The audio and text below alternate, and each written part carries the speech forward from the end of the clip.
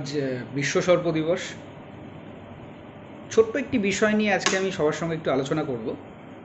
বিষয়টা হচ্ছে dry byte. মানে কখনো কখনো দেখা যায় খরিশ বা যেটাকে গোখরো বলে বা চন্দ্রবোড়া এই ধরনের বিষধর সাপ কামড়ালেও কখনো কখনো ওঝার কাছে মানুষ নিয়ে গিয়ে তাদেরকে আবার ফিরিয়ে নিয়ে চলে আসে এবং ওঝাও দাবি করে যে সেই বিষধর সাপের বিষ নাকি সে নামিয়ে দিয়েছে।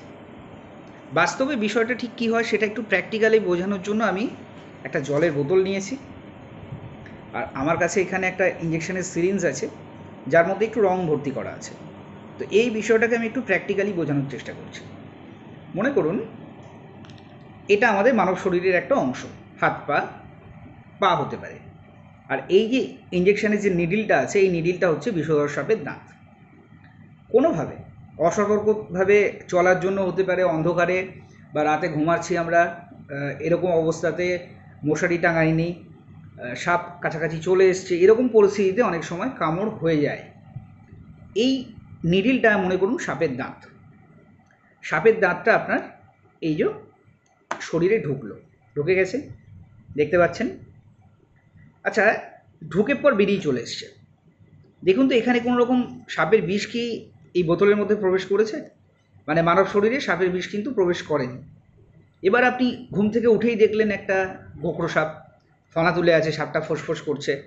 সাপটাকে ধরে টরে নিয়ে আপনারা, যেটা আরও বিপদ, সোজা ওঝার কাছে গেলেন।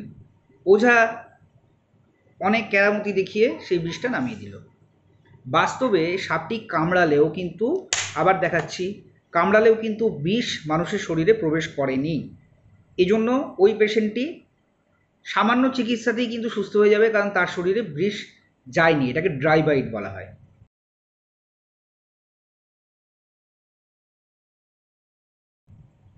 এবার আসছি, যদি সত্যি সত্যি বিষটা দেয় তাহলে তার কী পরিস্থিতি হতে পারে। এর মধ্যে যে রঙটা আছে সেটাই বিষ। এবার মনে করুন বাইট হয়েছে, ভালো করে বোতলটার দিকে খেয়াল করুন। এই যে বিষটি কিন্তু শরীরে সম্পূর্ণভাবে মিশে গেছে।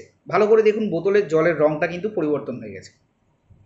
এই অবস্থায় যখন সাপটি পুরোপুরি বিষ দিয়ে দিয়েছে, ক্ষতস্থানেও দেখুন, যেখানটায় ক্ষতস্থান সেখানেও বোঝা যাচ্ছে বিষক্রিয়া রয়েছে, এবং সম্পূর্ণ শরীরের মধ্যে বিষটা যদি এরকমভাবে ছড়িয়ে পড়ে, এই পরিস্থিতিতে কোনোভাবেই কোনো ওঝা গুণিন ঝাড়ফুঁক টুকটাক করে তার প্রাণ বাঁচানো সম্ভব নয়। একমাত্র সরকারি হসপিটালে এভিএস পাওয়া যায়, যে এভিএস শরীরের মধ্যে যদি দেওয়া যায় নির্দিষ্ট সময়ের মধ্যে, তবেই কিন্তু তার প্রাণ ফিরবে। যার শরীরে বিষ এভাবে ছড়িয়ে গেছে একবার, সেই পেশেন্টকে ওঝা গুণিনের কাছে নিয়ে যাওয়া মানে তার মৃত্যু নিশ্চিত। ভুল ধারণা থেকে বেরিয়ে আসুন।